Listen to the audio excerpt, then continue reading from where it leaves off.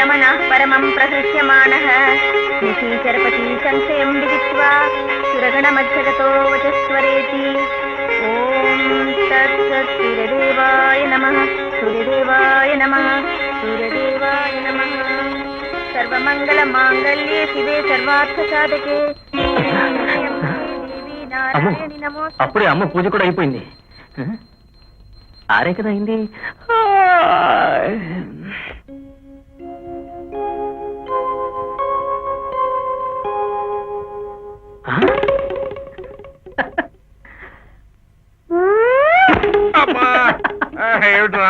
మావయ్య నువ్వెప్పుడు వచ్చి పడుకున్నావు ఇక్కడ? అక్కడ పడుకుంటే మీ అమ్మ ప్రాణం తీస్తుందని ఇక్కడ పడుకుంటే నువ్వు నా ప్రాణం తీస్తావేంట్రా? కాసేపు ఆగి పడుకోలేరా? అక్కడ అమ్మ పూజ అయిపోయింది, వెళ్ళి స్నానం చేయి. స్నానం చేయక్కర్లేదురా, స్నానం చేసి వచ్చా అని చెప్పడానికి ఒక చిన్న టెక్నిక్ ఉంది. కరెక్ట్ గా హార్ట్ ఇచ్చే టైంకి అక్కడికి వస్తాను, అందరికి ఇక్కడ పడుకొని. ఏంట మురళి అమ్మ చెప్పండి.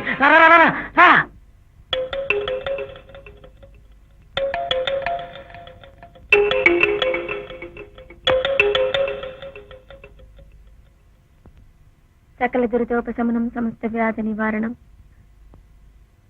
శ్రీదేవి పాదోదకం పావనం శుభం. ఏంటి ఏమిటో వాసన వస్తుంది? నాకేమనిపించట్లేదే. ఎవరైనా ఈ స్నానం చేయకుండా వచ్చిండ్రేమనమ్మా? అయినా స్నానం చేయకుండా హార్ట్ అద్దుకోవడానికి ఎవరు వస్తారా? నీలాంటి బుద్ధి తక్కువ తప్ప. తప్పిపోయిన నా మరదల మీద మా మబ్బులు నేను ఎప్పుడో చేసినా. ఇంకా నా వంటి చూస్తావేంటి? ఇదిగో ఆడి కాళ్ళకి చూడు, ఏ పేడో పెడకో తప్పించుంటాడు వెధవ. అమ్మా తప్పిందమ్మా, క్షమించమమ్మా నీ పాంచను. అదేంటి నాకు ప్రసాదం ఇవ్వకుండా వెళ్ళిపోతున్నావు? ముందు స్నానం చేసి రండి. నీ టెక్నిక్ ఏమైంది మావయ్య? ఇదంతా నీ వల్ల జరిగిందిరా. నాకు ప్రసాదం ఇవ్వకుండా వెళ్తుందా? అయితే ఇవాళ అసలు నేను స్నానం చేయను. ప్రసాదమే కాదు, కాఫీ, టిఫిను, భోజనం ఇలాంటివేవి ఇవ్వడం. పచ్చి మంచినీళ్ళు కూడా. మీ అమ్మ లోపలికి వెళ్ళిపోయింది అనుకునే ఆ మాట అన్నాను రా. ఏం పర్వాలేదు మావయ్య, నేను స్నానం చేపిస్తా. నిర్మబాద్ నిర్మబాద్.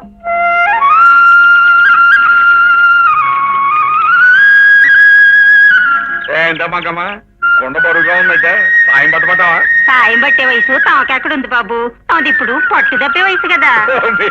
ఎంత డబ్బు కొట్టావా? ఇంకా నయ్యం చెంప పగలగొట్టలేదు. అయితే ఈ నారాయణమూర్తి అంటే ఎవరుకున్నావు? ఈ చుట్టుపక్కల 4 పరగణాలకి నవమన్మధులు అంటూడని పేరు. అదేం కాదు, పసలేని నస నారాయణ అని పేరు. ఏంటి పసలేదా? ఇప్పటికీ నా కాడి పైకి ఎత్తుకుని ముళ్ళుగార పుచ్చుకున్నానంటే చేయనంత బురద బురద అవ్వాల్సిందే. అంత సీన్ లేదు గాని పదమావయ్య, పద పద. ఏంటా రాజ్యం, రాత్రి కూడా మీ ఆయన తాగొచ్చి ఏమీ చేయకుండా పడుతున్నాడా? అవును బాబు గారు, ఆ సచ్చినోడు తాగుడు మనమంటే మానలేదండి. తమరికి ఎట్లా తెలుసండి? రాత్రి కూడా నిన్ను ఫస్ట్ పడుకోబెట్టాడన్న కోపం నువ్వు ఆ కొబ్బరికాయల మీద చూస్తుంటే తెలియట్లేదక్క.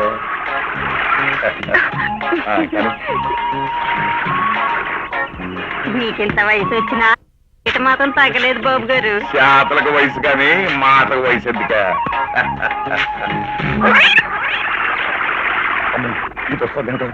తొందర పడిగానండి కానీ ఆ కాయలకి 75. ఏమండి 70 తర్వాత 75 కాదండి, 71. నిన్ను చూసిన కంగారులో లెక్క తప్పిపోయింది. లెక్క బొండాలే పెడుతున్నారా? ఏంటి? ఆహా, లెక్క కొబ్బరి బొండాలే పెడుతున్నారా అని. చాలేదు నీ బతకాలం. అయినా నువ్వు ఇక్కడికి ఎందుకు వచ్చినట్టు మా పని చేయకుంటాను కాబట్టి 72, 73.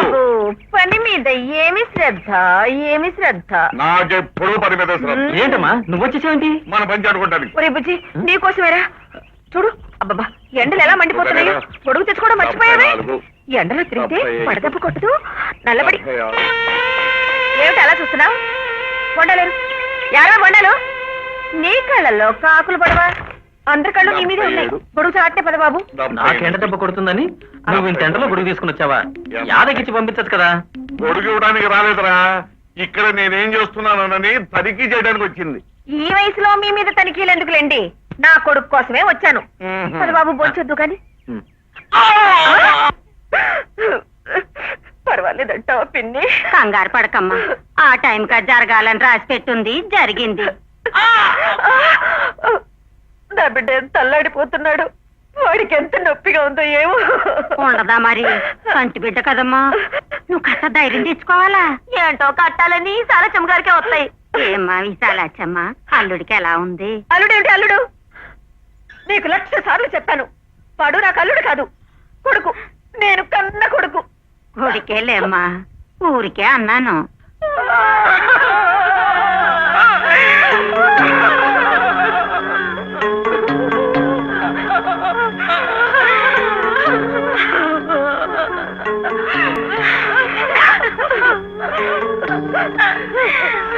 ఏమండి? ఏమిటి? ఏం జరిగింది? మన అబ్బాయి కాల్లో రేగుముళ్ళు విరిగిందండి. చిచ్చి!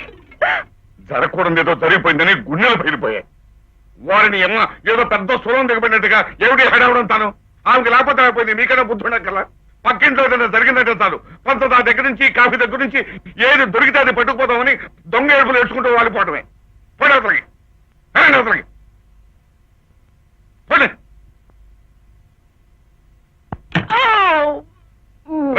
ఏమిటో ఇదంతాను? ఎవరయ్యా పెద్ద సానుభూతి చూపించడానికి వచ్చారు? వచ్చేసిందా? వచ్చేసిందమ్మా, వచ్చేసింది. ఏది? అయ్యో, నొప్పిగా ఉందా బాబు? మోనోయినేమో. మీ అమ్మకి ఎలాగో బుద్ధి లేదు, నీకు కూడా బుద్ధి లేదు ఏమిట్రా? ఇంత ముల్లీరు కింద పెద్ద రావుడి చేస్తున్నారు. అది కాదు మావయ్య, అభిమానం పంచడం అమ్మకి ఇష్టం, దాని అందుకోవడం నాకు ఆనందం. ఆహా, మరి ఇంకే ఇప్పుడు దాకా ముల్లీరికి బాధపడ్డాడుగా, అభిమానంతో కాఫీ పెట్టరా, అభిమానంతో తాగుతాడు. చాలండి సంబడం. కాఫీ ఏమిటి? పాయసమే తీసుకొస్తాను. మా మంచమ్మ. రై, నీకు పాయసం కన్నా తీయటి వార్త చెప్తాను, విని సంతోషించి వెంటనే మర్చిపోవాలి. ఏమిటి మావయ్య అది? నీకు పోలీస్ ఇన్స్పెక్టర్ ఉద్యోగం వచ్చింది. నిజంగా? ఇదిగో ఆర్డర్స్. ఇది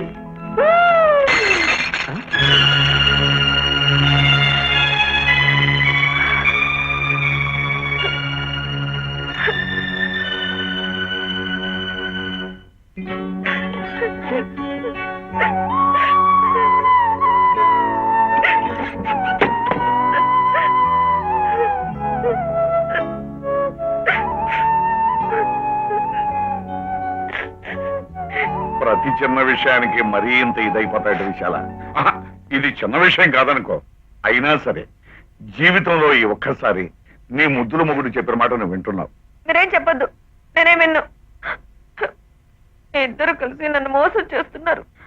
మోసం అంటే మరి మోసం ఒప్పుకుంటున్నాను, కానీ దేశంలో ఉద్యోగాలు దొరకటం లేదో అని డబ్బులు పెట్టే ఈ రోజుల్లో మన అబ్బాయికి ఉద్యోగం దొరికిందంటే అది మనకెంత గర్వకారణంగా ఉంటుంది. మీకు గర్వంగానే ఉంటుంది. వాడికి ఇప్పుడు ఎంత తక్కువైందని ఉద్యోగం పేరుతో ఊళ్ళు పట్టుకు తిరగాలి. నా బిడ్డ ఎప్పుడు నా కళ్ళ ముందే ఉండాలని మీకు తెలుసుగా. మరీ పసిపిల్లలాగా మాట్లాడుతున్నావు విశాల. పెద్దల అభిమానాలు పిల్లల ఎదుగుదలకి అర్థం కాకూడదు అని వాడు అన్నాడా? వాడు ఎందుకంటాడు? ఎంతోసేపు అమ్మ బాధపడుతుందేమో మామయ్య అని ఒకటే నీ జపం చేస్తున్నాడు. మరి ఇంకే మానేమనండి. నిజం చెప్పాలంటే నా బిడ్డని నా నుంచి మీరే దూరం చేస్తున్నారు. అవును, నేనే వాడిని నీ నుంచి దూరం చేస్తున్నది నేనే. అసలు వాడిని ఉద్యోగానికి అప్లై చేయమన్నది కూడా నేనే. మీరా? అవును.